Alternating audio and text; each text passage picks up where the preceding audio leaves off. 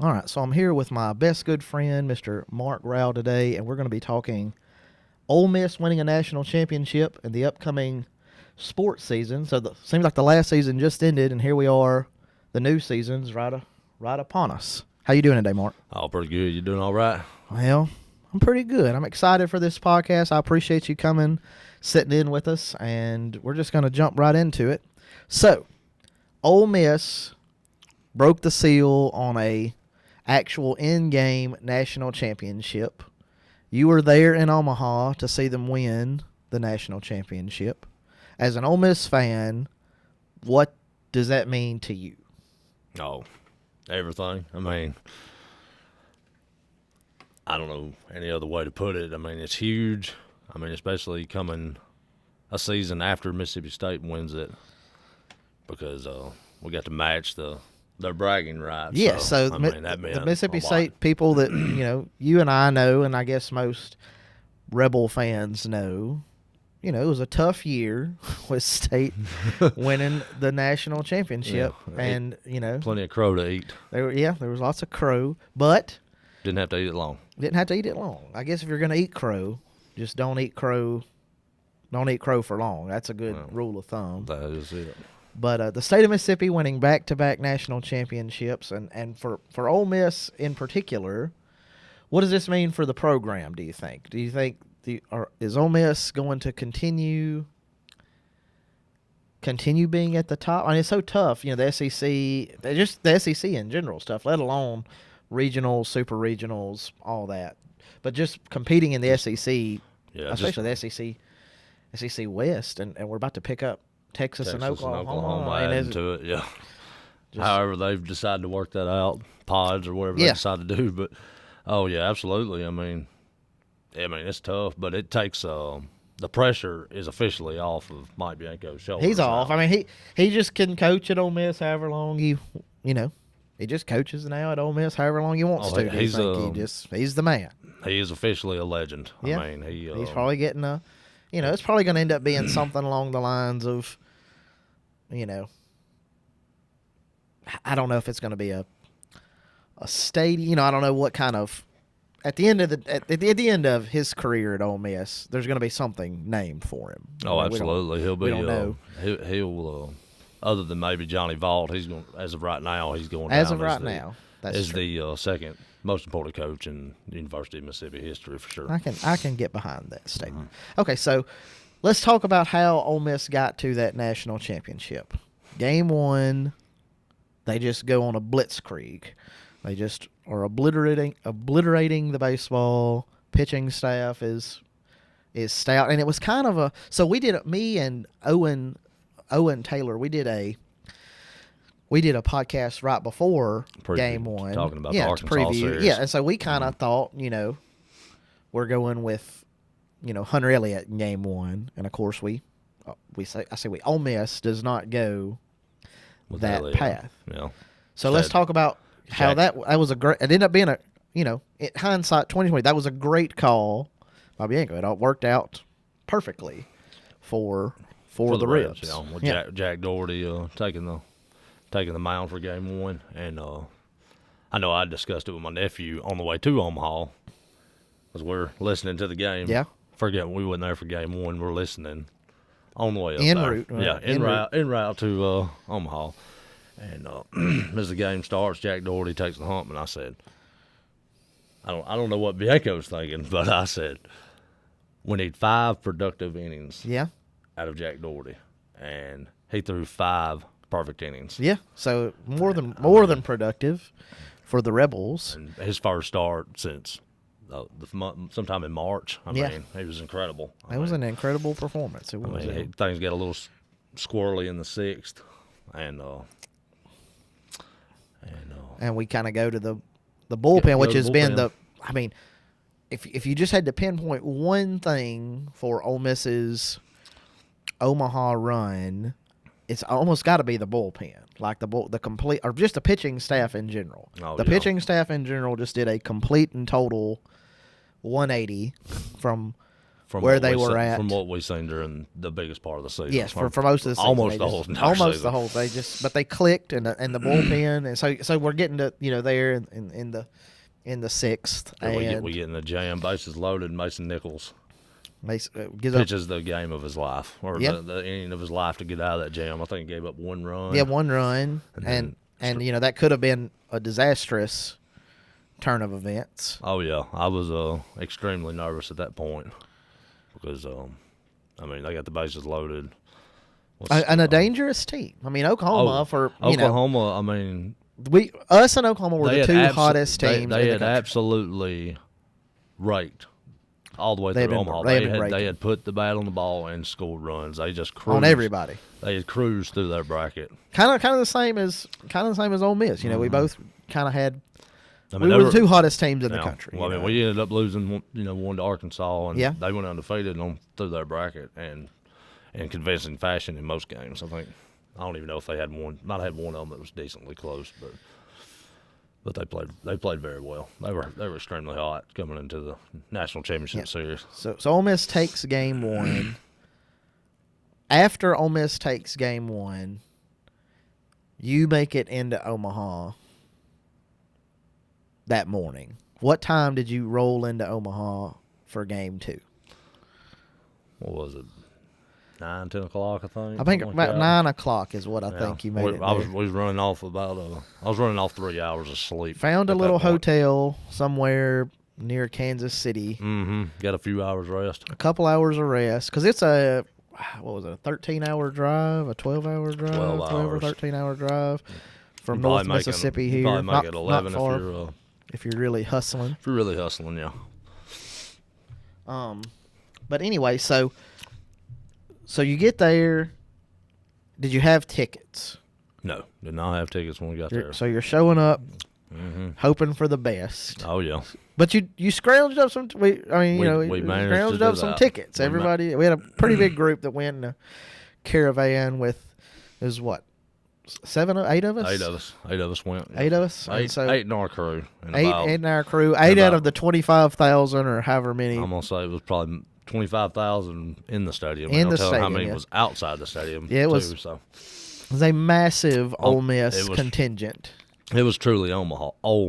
It was Omaha. Sure. Yeah, absolutely. No doubt about it. It was, I think because I covered the game, but I spent some time up in the stands kind of just seeing the sights of taking in everything. Oh, yeah. And, I only counted like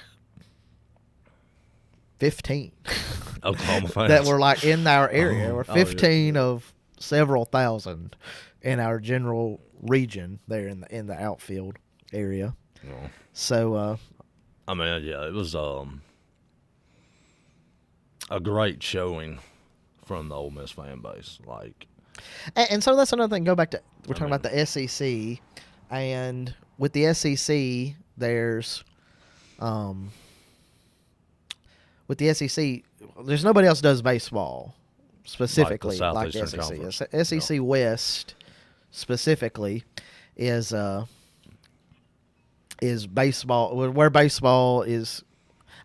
Football's king. That's just in the South, but football's king. But baseball's not just super far behind. Well, my opinion on when you talk SEC baseball, SEC football, they're both of the most dominant in college sports. But the difference in football and baseball is year to year, you got eight, maybe even 8 to 10 teams in the SEC every single season. When the season starts, you say they have a real shot at winning the national championship. Where in football, it's two or three. Yeah, that's true. So I think that kind of plays a big difference. Oh, yeah, absolutely. In what's going on. I know that. So again, we talked about Oklahoma, Texas, and there's no telling who ends up in the SEC. But baseball is gonna, I think even overall, outside of a few teams, baseball's number 2 throughout the conference. Ahead of basketball, ahead of men's basketball. Oh yeah, absolutely. And Ole Miss and Mississippi State are now both officially baseball schools. And I think me and you, that's not a bad thing. That's not a bad thing. So I think me and you maybe spoke about this off air here not too long ago about how, that's with the expansion and with everything, just embrace being a baseball school and try your best to get there in football and just compete, win games in football, and you want to compete and you want to win championships and everything you suit up for. It's just it's competitive nature, but just embrace being a baseball school, and that's your ticket to like being it. That's how you can justify. We're small schools, small footprint, little small old money. Mississippi. Yeah, little old Mississippi, but we're turning out baseball championships, and so the SEC is like, hey.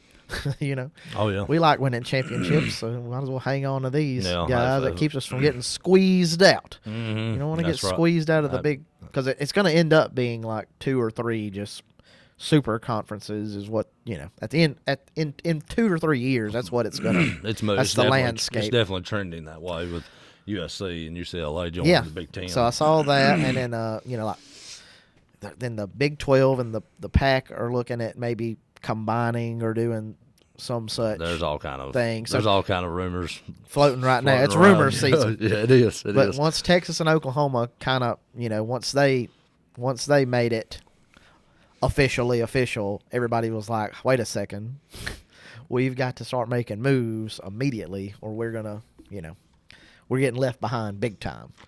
Absolutely. Yep. So anyway, let's go back to Omaha. What? We talked about just the atmosphere. There's a ton of Ole Miss. But now this game, is a pitcher's duel. We're talking a straight up pitcher's duel for what? 6 innings? In game 1. In game 2. In game 2, yeah. 6 innings or so. 6 innings. Well, it was the 8th inning when we kind exploded. Of broke through, but up to that point, kind of everybody's on for both sides or just on pins and needles. But we get into their, get into their bullpen, and that, which really was a huge mistake from the Sooners. It was a tactical error in hindsight. Of course, hindsight's 2020, but their guys basically unhittable. We're sitting on what 2 hits up to that point, or 3 hits maybe up to that point. In their first game, I mean, Jake Bennett was their ace. He was. He was very good through until the bottom of the 8th when we went back to back on them with McCants and Bench and Calvin Harris. Calvin Harris, and then Bench, all combined for back to back, and we were in Missouri at McDonald's. Yeah. We were celebrating. When jumping around like fools out there. And kind of, it's anti, like in my Ole Miss fandom, kind of anti how it normally goes. So like I'm talking about this entire run, like pretty much in a lot of these games, we just got to kind of relax and enjoy victory. We're up big. We're used to that we are Ole Miss moment, we are and Ole Miss. It didn't and come. So it kind of, and then again, so we kind of murdered we are Ole Miss in the process of claiming this national championship. Yeah, there was that. Just kind of like Clemsoning used to be a thing. Yeah, Clemsoning, Clemsoning, used to be a thing in football with Dabo Swinney in his early years until he got over that hump, and then everybody forgot all about that. So. And so I think kind of like the all-time we are Ole Miss moment was 4th and 25 at Arkansas football, and so then beating Arkansas. I was in the stadium that night. It was pretty tough. It was tough, yes. So beating Arkansas, even in baseball, kind of exercised that demon a little bit. Oh, absolutely, especially as good as Arkansas is. Dave Van Horn is absolutely one of the top. He's one of the top coaches in the country. Baseball, no doubt about it. Yeah. So but now I think you can put Mike Bianco ahead of him. Well, he's got the head to head. He's got more wins. And we got the national championship now. So he's got a national championship. But I mean, so Ole Miss are the 2022 national champions. So I said a semi-controversial thing, before about how maybe in the last 3 years, the best Ole Miss team to me was the 2020 year, which got taken away due to COVID. Mm-hmm. So you think that team probably had a pretty fair shot of, at least getting to Omaha. Oh, absolutely. And then we lose our co-ace last year, and that kind of prevents a trip to Omaha. They'll still make a super regional, but a super regional, which we were in. But I mean, sports. That's just how, especially baseball. You kind of talked about how 8 to 10 teams kind of, are in the mix a little bit. Just out of our conference. Yeah, out of the SEC. Out of the SEC. So you talk about 8 to 10 teams being kind of in the mix, but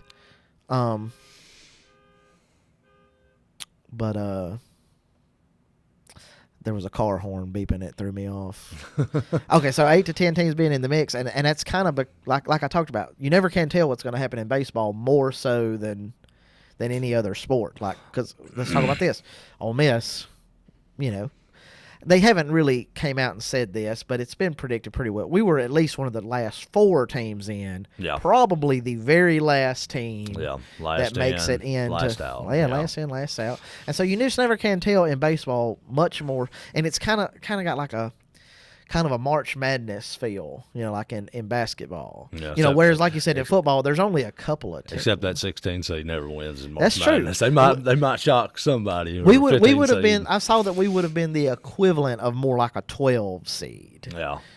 They never win. They never win it either. They but never still, win like basketball, but still, the equivalent of like a 12 seed going just a heater. Well, it really tells you how competitive college baseball is in general. Yeah. And if you get in the tournament, you got a puncher's chance. Yeah, don't let your team get hot. And Ole Miss, they just got. That's what baseball's all about, is a team that's the hottest. And Ole Miss was playing their absolute best ball. They got new life. And they by took just getting in the tournament, they took full advantage of it and that. were absolutely dominant from regionals that Coral Gables playing against. Yeah, so and on. I mean, if you'd have told me at the beginning of the year that Ole Miss wins a national championship, I'd have said I can kind of believe that just based on what we brought back, in the lineup. We just brought back the a lineup. ton. You brought everybody back. Yes, we brought everybody back. So Elko, Justin Biggs, Kevin Graham. That would not have been a shocker. But if you would have told me midway through the season, it'd have been less shocking to me telling me at the beginning than it would have been halfway through the year. Because I know in April. In April, you wrote this team off. I was looking forward to football season. Like I think everybody was like, what, we were focused on transfer portal. That was just baseball was way down the list of things, and so they kind of proved a ton of fans wrong. But again, if you would have told most Ole Miss fans at the beginning of the season, hey, we win a national title in baseball, they would have at least been like, I can see, we're going to slug our way, win a bunch of.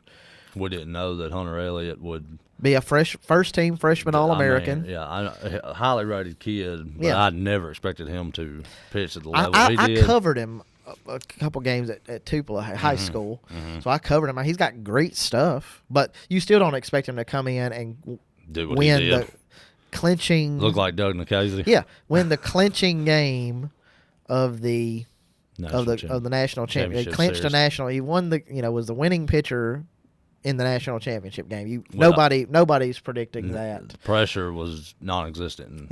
To him. He just and of course we go to talking about how just breaks go in your way. We call it kind of a fluky break on the rule where the runner interference, runner on third that scores kind of easily, but then the play was actually at first. And that kid's called out, and by rule, the runner at third has to go back, even though he scored.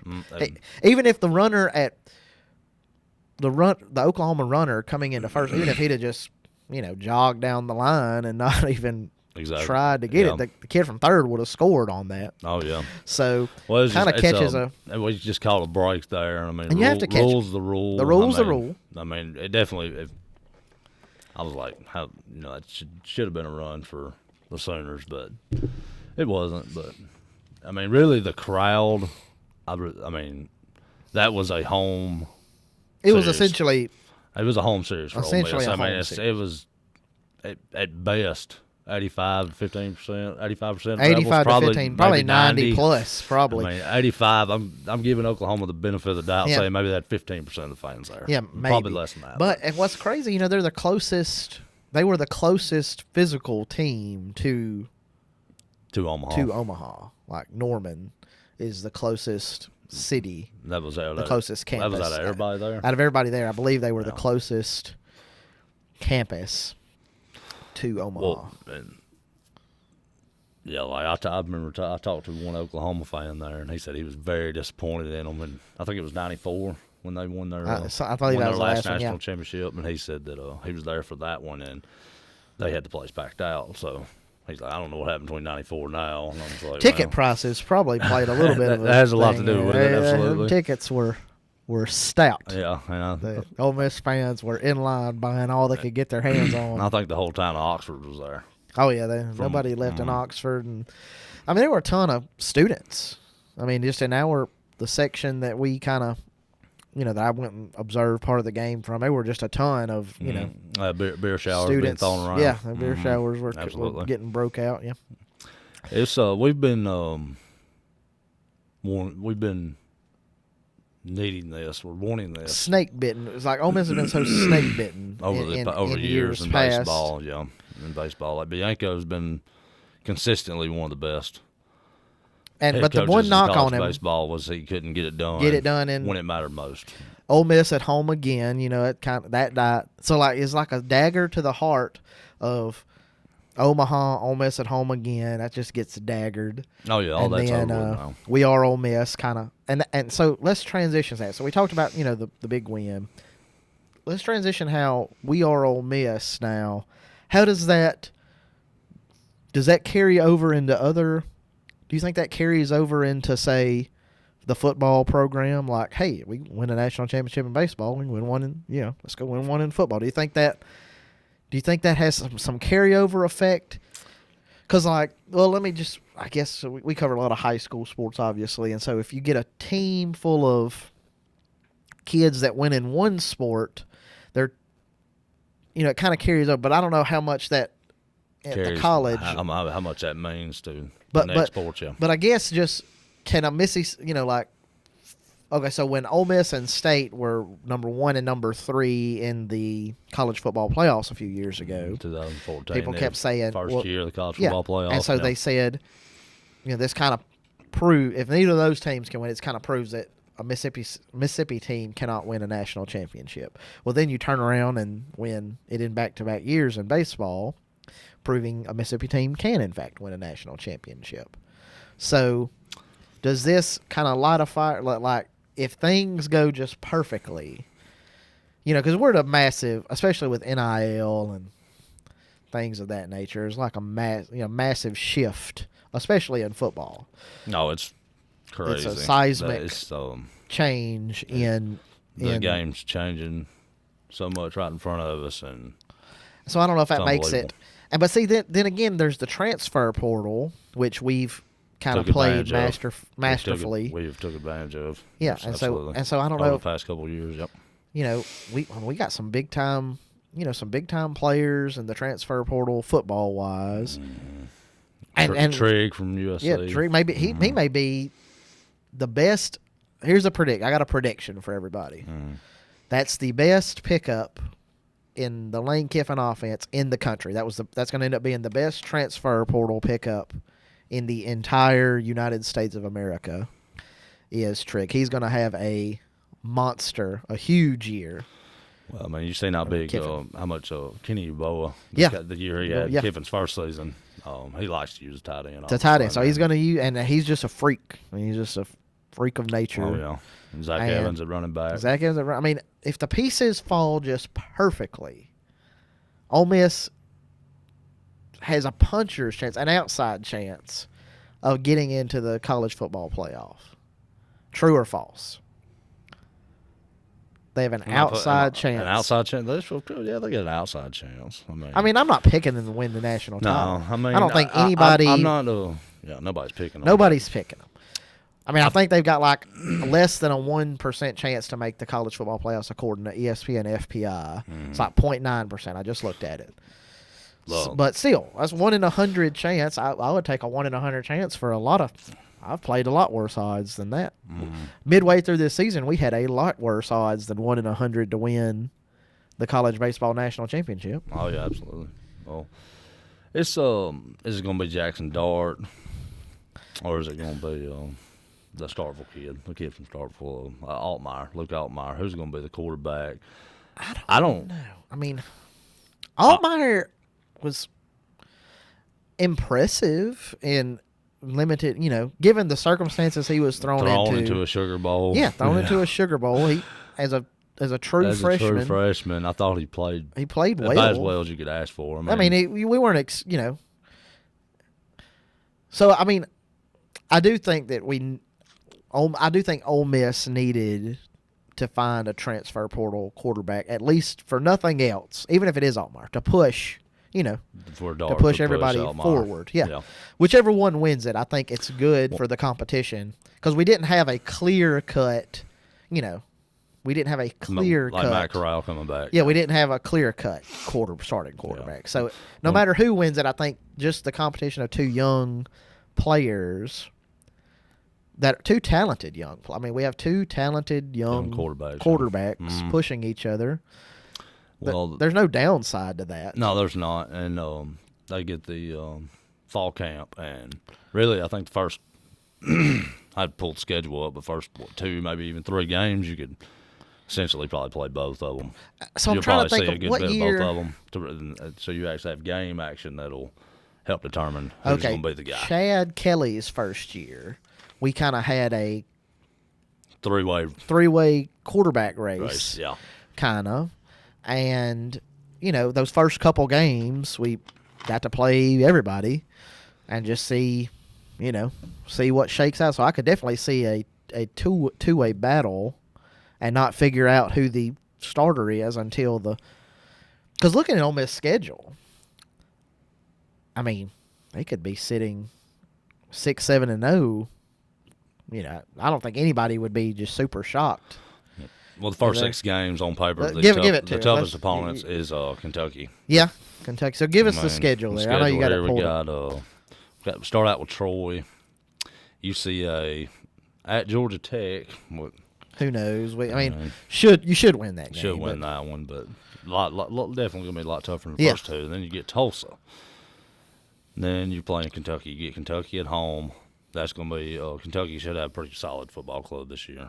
Then at Vanderbilt.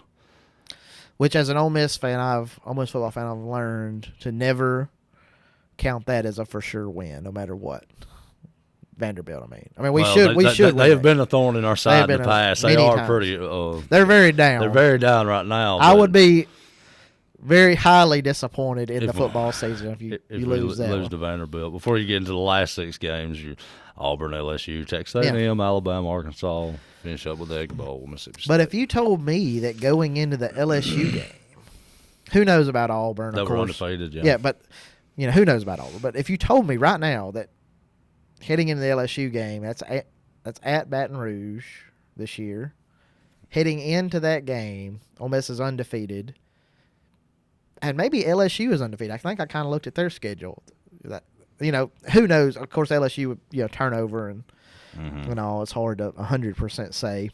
No, they open up with T.J. Coleman Company, so yeah, we're planning on being at that game. Yeah. Like we're gonna be covering that game. Mm-hmm. So I mean, as long as everything shakes out right, I believe that we'll be there in attendance for that game, taking some pictures and video of the local kid. Oh yeah, hope he puts on a show. I hope so too. I mean, he's definitely got the potential. He has the potential. Oh, so we and so we're going to talk a little bit. We're going to touch on because I mean, high school season is. What are we? 4? Is it 4 weeks from today? 5 weeks from today? When is the 14th or something like that? I think 15th? Nah, I think it's a little after that. I think it's along the lines of the 20-something. 20th. I think maybe the there'll be like the jamborees around the 15th, 18th, 19th, something like that. Somewhere in there, and then the first game will be. I know Walnut's playing over at Boonville. They're going to be playing. Who will be over there? Hatley and Boonville, so they're playing in Jamboree. I'm not sure about Faulkner and I have to look to see their Jamboree schedules, but we're right around the corner for that. Volleyball. I mean, we've got volleyball's less than a month away. Yeah, now volleyball does start. Now they may be like I think they may be the first week of August, or maybe even in July. I think it's Pine right. Grove's got like a jamboree or something at the end of the month. So so we're in the month of high school sports, and so as far as for Mississippi sports, we cover high school, college, the whole shooting match, and so we just got done covering our last sporting event of the previous season with Ole Miss. We were there at Omaha, picture, video, etc. Storytelling. That just ended, and here we are, a month away from that, from high school. The next season, there's no off season anymore. That's the beauty of this run from Ole Miss, and then Mississippi State last year. Of course, you don't want to leave them out completely. Mississippi State, back to back for the state of Mississippi on winning national championships is unbelievable. Something almost. And it gives us something to cover, because I think even if you're an Ole Miss fan, Southern Miss fan, whatever, you were covering. Yeah, you were paying attention to local sport. What I would say Mississippi sports, local sports, all the way up till June. All the way up to late into June. And so that's just cool to just have some, because there's not much off season. There's no off season. Well, that's kind of that's a plus. If you're a big sports fan, that's a plus. You got sports to watch essentially year round. And if we circle that back around to high school, they play sports year round essentially now. This summer it's they completely different than it was when we were in school. So during the summer you have volleyball scrimmages and games constantly. You have basketball going on, summer league all throughout the year.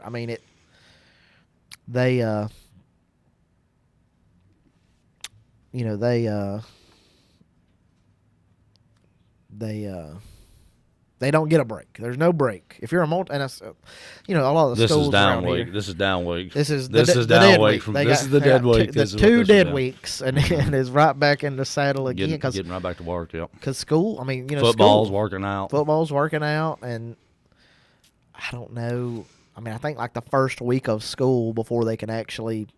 I think do pads. I think so. I think they got a week. I think a weekend before they can go full pads. I believe. Yeah, but I think that's right. So maybe the second week of school, which is August 2nd for North Tip, and I think it's the 3rd for South Tip. Yeah, and it just earlier and earlier every year. Every year. So it seems like it was pretty close to, maybe even in September, maybe the end of August, 1st of September before.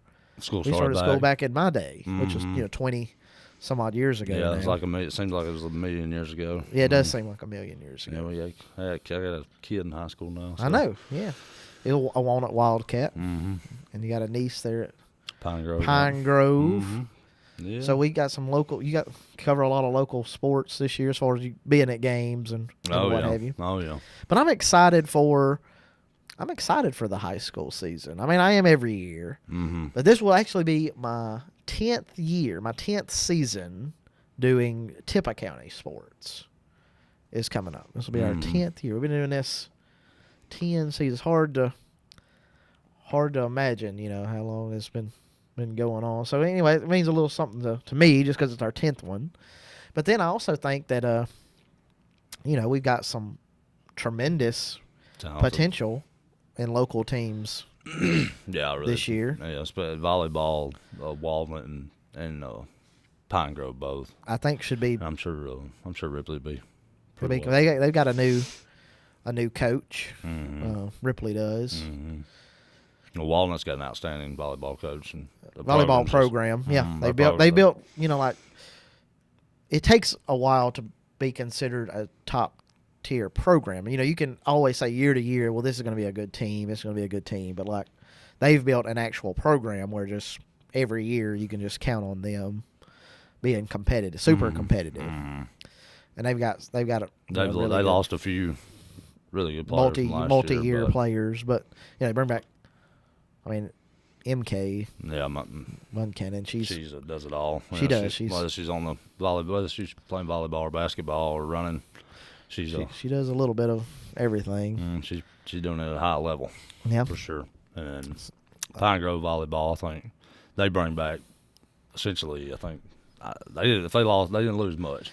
They lost a few, but not. They bring back a ton. They bring back a ton of talent. And I did talk to JJ. He said, I asked if there were any maybe surprises because they had tryouts like right before the season. And I said, any surprises?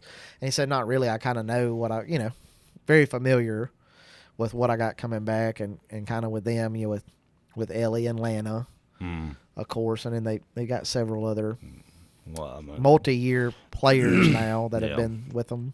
Ellie Fryer, Lana Rowland, been anchors to that program for the past since they really started. Yeah. I mean, and they're both going into their senior year, expecting a very good year out of Pine Grove volleyball. I agree with them too. So I think volleyball has. I really think volleyball is now the second. Around here, it's the second most popular girls' sport behind basketball. You think so? Yeah, I think so. I think it's more popular than softball now. It's just so much. And from a spectator standpoint, it's just so much more fast-paced. Well, I've enjoyed it a lot more than I thought I would when I first, going to volleyball. Yeah. I had to learn rules. Well, I think everybody did. Me covering it, I'm just out there like they're hitting the ball back and forth. Who knows what's going on? Yeah, things are happening. That's all. That's right. Yeah, like we might have played some beach volleyball down to the lake growing up, but we wasn't keeping score. No, it was no keeping score. Yeah, which I'm still not. Not up to snuff on the rules and regulations. Yeah, I definitely can't tell you everything, but I've learned a lot watching it over the past few years. Well, I think that's kind of everybody, and so, but I do think just from a spectator standpoint, if you just talk to the girls, in my experience, if just interviewing players and what have you, they all pretty much love volleyball. They're just like it's fast paced, it's fun. In comparison to softball, of course, softball's still very popular, of course, because you play softball starting around here at 6 or 7 or whatever, and play. If you're pretty decent, you play. Or if you think you have a love for it, you play travel. I think so. Like Ellie Fryer been playing. Yeah, probably most of her life. Yeah, and it's paid off for her big time. It has. She'll be playing. She'll be going to play. Did she? Well, she commit to Northwest. She committed to Northwest. She was committed to ICC. ICC's coach retired, so she changed her commitment to Northwest. But Ellie Fryer's. She's a fantastic athlete. She's a fantastic softball. She is exceptional. Very good. A great hitter, and of course that's a little later on. That just softball season just in like. The actual year, softball and baseball ran past graduation for teams that made deep playoff runs. As far as the state championship and everything. So, no off season. There's no. We're just right back into it. So we go from one thing to the next, and the next. The big thing's football. Oh yeah, football will always. Be king. The king of I think even Tippah County. Everybody loves football. They do, but we're right in the heart of what they call hill country. What basketball. Even we're in a basketball crazed area because we got so many schools that just Pine Grove, Blue Mountain here in the county that do not play football. No. But even so, even being within. I think I looked it up not too long ago. Within 20 miles of Ripley, there's 6 or 7 schools that do not play football. I think that's Prentice right. County's got Prentice County's got several. New Site, Wheeler, and then we got Hickory Flat, Jumpertown, Blue Mountain, Pine Grove. I think it's 7. I'd have to count it out, but. But still, that's a ton of teams. But even so, what I'm saying is, even in this area, which is basketball, tons of hill country, even in this area, football is still king of the mountain when it comes to moving the needle on what people get interested in. Friday Night Lights and Walnut or Ripley.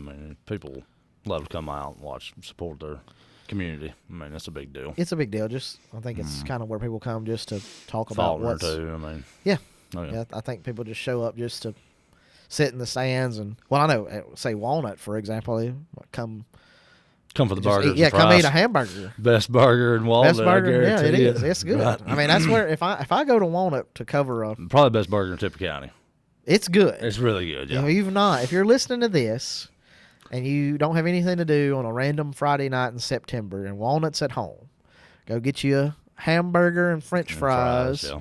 Watch a little football. Whole cut potatoes. Yeah, They're good. Nothing out of the bag. Nothing out of the bag. It's real potatoes. Real pressed hamburgers. Mm-hmm. They don't play around. They do it. They do it exceptionally well. I may do a ranking this year because I eat a ton of concession stand food. I'm in a ball game, from August to May. You're somewhere. I'm at a ball game like more often than not. Rank the top concessions. Yeah, I'll tell you one that's very good. It's East Union. East Union does it up big too. They do. They've got a good one. They do during basketball and football, and the whole baseball. works. Yeah, they do a good one. Extra shout out to them because I never pay. So if you're listening to this and I show up, your ranking improves dramatically by me not having to pay for the hamburgers. Just keep that in mind. Mm-hmm. Well, they just won a state championship in baseball. They got a lot to be happy about. They do. Yeah, so they celebrate with free hamburgers for me. Oh, yeah. But they they had a tremendous. East Union's got a tremendous amount of community support there. Mm-hmm. Which, I mean, most schools do. There's a few here and there that the community support's a little lacking, but most schools in our area really do a good job. Yeah, a good job of getting behind. And I guess talking about high school sports, so we will hear. So we're at the RCTV 19 studios recording this podcast. You'll see TV 19 kind of over. I don't know which way to point in the background. The background back here. So we're here recording this podcast and this episode. And TV 19 will be doing live broadcasts. We'll be doing live football broadcasts this year, Tippah County Game of the Week. So we're very excited. We're very excited about the upcoming season for many reasons. Is there anything in particular you're looking for? I know, like I said, you got a youngin. At Walnut, yeah. I think I look for the Wildcats. I think Walnut was going to take a step forward. They missed the playoffs last year. For the first time I believe that was for the first time under John Meeks they had missed the playoffs. And of course they had some injury, like the injury bug. Had some big injuries, yeah. Had some big Just injuries some very along the way, big contributors. Had some big, very big senior class the year before. We had to replace T.J. Cole and Bubba Wilbanks, a lot of guys. Had to replace those guys, and really, I still feel like they should have made the playoffs. Yeah, they were still right there knocking on the door. They let one in particular get away that they should have won. I believe that would have got them in it. Yeah, but I think I look for Walnut to take a step forward. Drew Jackson is going to be his second year. He'll be a junior this year, starting quarterback, and I felt like he got better as the season went along. And kind of, at the beginning of last season, you don't really expect him to have to take. I mean, there was a possibility of him taking that many snaps, but you didn't really anticipate he was going to take as many snaps as he did probably at the beginning of last year. Mm-hmm. So, I think the Wildcats, traditionally speaking, they're going to be in the they're going playoffs. to be right gritty. there. They're going to get after it. They got a lot of tough kids. I can promise you that. And so I guess we're talking about quarterback play. Like every school in the county brings back their starting quarterback, and that hasn't happened in a good little while. I think so. Ripley brings back Will Long, who is also just a tremendous athlete, pitcher, and starting quarterback. I actually covered his first start. You were covering. Yeah. I can't remember what game you were covering, but I covered the Ripley Pontoc game. Yeah. In his freshman year, and I thought that was his first start. I think it was the third or fourth game of the season. Third or fourth game into the year. And I said, this kid right here is going to be a good. He's going to be good. I think he wrote about that, even how just poised he was. He was as very poised. Freshman. Played great. They ended up they lost the game, but I left very impressed. And I remember you just saying that that kid's got it, and he does. He's top level 4A quarterback, and he by the end of. You assume he's going to be like a 4-year starter type. This will be his third year this year. And then you got Gavin Woolley at Faulkner returning. So it's been a long time. I mean, I'm trying to remember because it's been several years since all 3 football schools had all their returning quarterbacks. So that's kind of a storyline to watch. Is how, because that's it's in today's game at all levels. Continuance of quarterback play matters probably as much as anything. Good quarterback play and continuity, I guess. Oh yeah. Of quarterback play. And speaking of Faulkner and Woolley, he's a very talented young man. He's be a sophomore this year, so I look for him to take a big step forward. Well, I hope so. I think I've kind of talked about this with Ked on the Tippah County kind of year interview. They're young, very young, and they just hope and they had a really good junior high. You can't ever years ago. You can't ever 100% carry that forward. Because, people leave, people stop playing, and junior high kids grow, kids stop growing, yada, yada. But I do think they have some pieces that could make them very competitive. This sophomore class has a lot of if they stick athletic, talented kids, Yeah. So here's to hope. I mean, we always hope every team has they maximize their potential. Oh, yeah. Like, if maximizing your potential is winning 5 games or winning the state championship, but just you want to see the kids go out and maximize their potential. And so I'm hoping that all of our local schools can do that in everything. Oh, yeah. Well, Ripley, until Lyles has a bad year, I don't think he's going No, you don't want to bet against him. I mean, he's a winner. He is a winner. And he builds good programs. So I think they have – and they lost, some very talented – college level players and they lost Emmanuel. A lot of good guys. Manuel, yeah. So, they lost some crucial pieces, but they still they got a gritty bunch. They're going to play defense, play hard-nosed defense. And you're bringing back your quarterback. And you're bringing back, like you said, continuity. And so actually, this is, I think this is the first time since I've been covering Tippah County sports. This is our 10th season covering. And I think this is the first time that all 3 schools bring back their starting quarterback. Just me running it through my head here, I believe this is the first time that all 3 schools do, which is kind of tough to, tough to believe. But there's. Yeah, I mean, you're probably right. I'd have to put it out. To really wrap my mind around that at the moment. Just think it was like off the top of my head. I'm trying to brainstorm because there were a few, there were some multi-year starters at all of those schools in that time. Cade Hunt was a multi-year guy. Kevin Hurley before that, but then you had some turnover at other schools, and like you said, Faulkner for a while, and then you had Lane Elliott's big. The Lane Train himself. Lane Elliott. Yeah. Shout out Lane Elliott. Real Lane Train. I'm going to tag him in this. Yeah. To buy him an exercise hat. Got to run into him in Omaha as well. He was. He was hooting just like he was hooting and hollering. His cup was full of hoot and holler. I do believe he had the hooting and the hollering.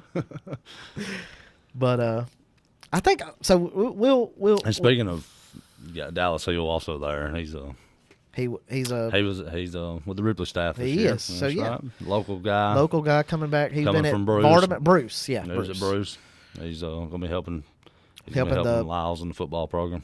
Like I said, so Ripley always has just a really good coaching staff with. They have a large coaching staff. We talked earlier about community support in our local teams. Like Ripley really has great community support to their football program, and always have a ton of coaches and just anything they need as far as program wise, they typically get. So that's way to go. I'm extremely excited about Ripley's future in football. They got an outstanding coach. They got an outstanding program. We talked about Walnut, John Meek's been there forever. Yeah, just kind of continuity. And so you kind of can say the same thing, even though Lyles hasn't been at Ripley as long as Meeks has been at Walnut. Meeks is one of the longest tenured coaches in this area. I can only think of a small handful of coaches or schools that have had the same head coach for as long. And see, Walnut just has massive continuity. Because before that, it's Timmy Meeks and John. And John was Timmy Moore. Timmy Moore, I mean, yeah. But John was an assistant. John was an assistant, yeah. Yeah. Well, I mean, he's a hometown guy. Yeah, so so that's just continued essentially probably his dream for the last job 20 some odd years, 20 years, I guess. They've had 2 coaches in the last 20 years, basically. Well, I remember, I guess John was he was an assistant when I was in high school. So yeah, John was an assistant, I believe, the game that Joe Horton died on the field. I think he was an assistant on that team. That was at Faulkner in 2000. Well, it was the it was 2000. No, it was 2001. Well, no, it was the. No, it was 2000. It was 2001 graduating class. Yeah, that's right. Yes. The 2001 graduating class, but the game actually happened in 2000. The year 2000. Yeah. I was a junior on that Faulkner squad. Is definitely so. I mean, so we talk about the Joe Bowl. The Joe Bowl's in its 20th year now. There was 1 year missed for the flu, but I thought last year was the 20th actual meeting, on-field meeting that they called the Joe Bowl. The Joe Bowl, yeah. Well, that's a long time to be playing a trophy game. It is, and it doesn't seem like it's been 20 years. It doesn't seem like it since Joe Horton. Yeah, that's 20. It'll be 22 years here in 22 years. That's time flies. Time does fly. Well, so we talked about Ole Miss football, the program, kind of what that means. We talked a little bit about high school sports. I guess we're going to end this Ole Miss football prediction. I talked about how they've got maybe a puncher's chance, but I wouldn't predict them to win the national championship or anything. But let me hear we're going to talk game by game predictions for Ole Miss football. You're an Ole Miss fan. So you just tell me what they. You just tell me. Or I guess you can pull up the schedule. Pull up the schedule and then go game by game and say win, loss, whatever, and we're gonna start 7-0. Okay, we start 7-0. Win over Troy, win over UCA, win over Tech, win over Tulsa, Kentucky, Vanderbilt, and Auburn. Okay, 7-0. Then we go to Death Valley. We're gonna go. That's gonna be a night. I guarantee that's a night game, and it's possible that's game day. That's game day. Yeah, possibly. It depends on what LSU. Depending on what they do, because again, I ain't got their schedule pulled up in front. And who knows? And Auburn too. I mean, who knows? I mean, Auburn could be a massive dumpster fire this year, but they're super talented. Well, when you think Auburn's going to be down, that's true. That's when they shock people. That's typical Auburn, and not typical Auburn style. They're going to win 10 games this year and sneak into the college football. The years playoff. You think they're going to be good, they disappoint. It all crash and burns. But okay, so they start 7-0. Go to Death Valley. What happens? I'm going to take my shades off, and we got to lose somewhere. We're going to lose at LSU. Okay, because you're not going to win. I mean, just I try not to be a huge homer. I try not to be. So they're 7-1 going into murderer's row of their schedule. Murderer's row indeed. Yes. Okay, so we're talking 7-1 there. At Texas A&M. At A&M, and A&M had the number 1 rated all-time high school class of all time. With all that the greatest recruiting class of all time was just signed. And Nick Saban was all up in arms. He was not happy about that. But you got to think they spent the big money. I mean, who knows what, you've heard rumors they spent whatever, $100 million to whatever, $50 million, $30 million, whatever the number is, a massive number. There's no telling. I mean, you got the one kid from California is going to Tennessee. For Tennessee, and then he's one getting at Miami. He's getting like $11 million, and then the quarterback from Miami that Ole Miss was in on. Yeah. But Miami threw the dollar bills at him. They did. So let's get back. We're 7-1 coming out of the LSU game. Texas A&M at College A&M Station, October 29th. Halloween, but they're going to be extremely reliant on their freshmen, I think. Their transfers and their freshmen. So this is they basically have a brand new squad. I'm gonna go win there. Okay. Texas That's 8-1. Then we get a bye week to prepare. We'll win the bye for sure. We'll win the bye, no doubt about that one. And then Alabama comes to town. Alabama does come to town. And brings everyone back from the national championship team, I believe. So no, Alabama's an L. That's an It's L. an L. I think we just have too many question marks. I think there's been some year like that second year that we beat Bama at Bama. We beat them in back-to-back years. I said we were finna steamroll Alabama. Yeah. Like we just brought back enough, and we just had their number. Mm.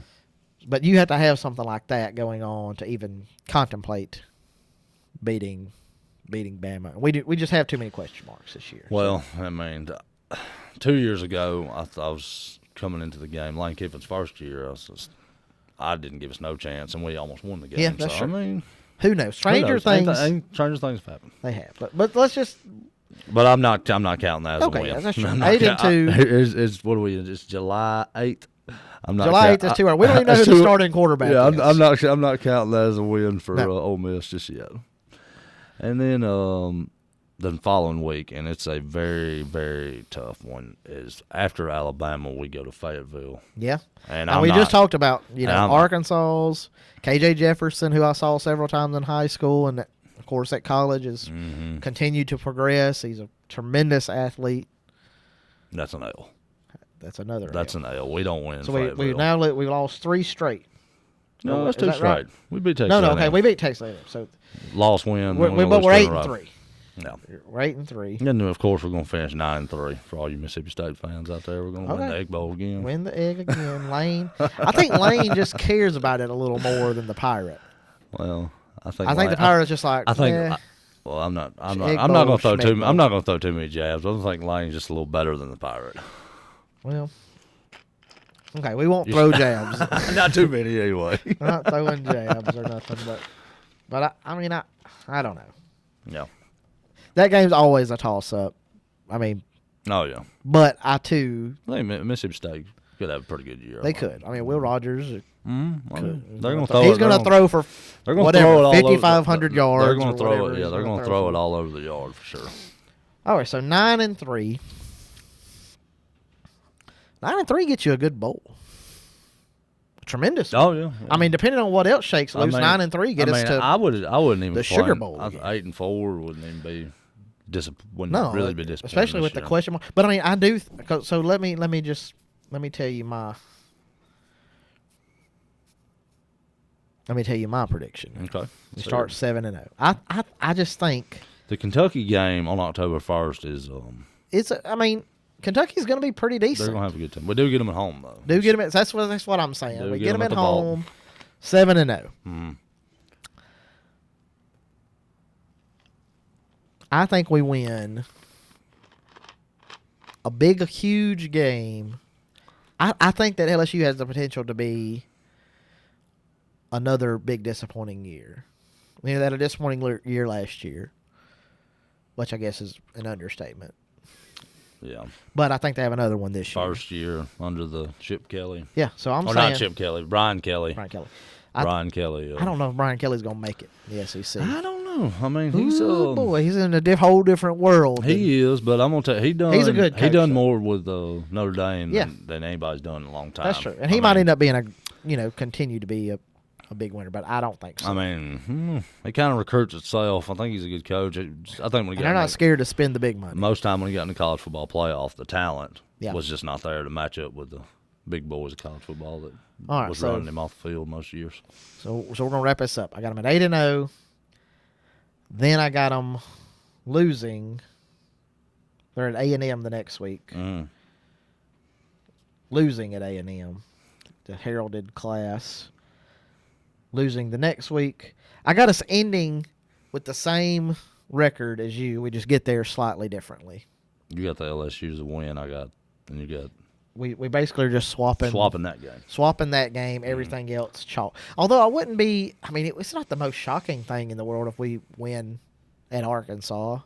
Back-to-back 10-win regular seasons. I mean, it wouldn't be crazy to think. No, that's not crazy. We just tend to not win in Fayetteville. I could also potentially see losing to Kentucky, losing to Auburn, losing to LA. I think the floor is about 6 wins. And the ceiling's 10. 10. That's absolute ceiling, yeah. Yeah, I think we're 6 and 10. Anything more than 10. Anything more than 10 would just be. I think if it's more than 10, we're in the college football playoff. Oh yeah. If you win 11 regular season games in the SEC, yeah. you're in the college football playoff. Unless you lose to Georgia in the.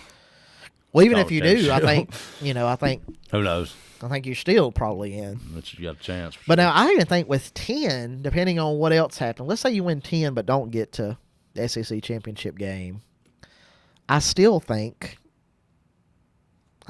you could, you could pull it out. Mm-hmm. Okay, so there's our predictions for Ole Miss football. We've talked a little high school sports coming up. We talked Ole Miss baseball. 2022 has been pretty good to me, sports-wise. Sports-wise, yeah. With Ole Miss. Ole Miss. Won a national championship. And, nephew got him Pine Grove a ring. Won a state championship. I think that they got the rings in yesterday. They did get the rings in yesterday. They were looking snazzy. Looking very well, yes. Yep. All right. Well, Marcus, I appreciate you coming on the podcast today. This has been the Mississippi Sports Report. We're at the RCTV 19 studio. Today's episode was brought to you by Murphy Brothers Trading Company. Check them out if you're in the need for equipment. Mark, come back and holler at us on the podcast. Oh, yeah. Anytime. Have a good time. Yeah, anytime you want, man. I'll come through and we'll chat it up. We'll chat it up on sports. Yeah, we'll talk once the season gets going. Oh, yeah, absolutely. All right, great. All right, guys. Y'all have a good one. See you, Mark.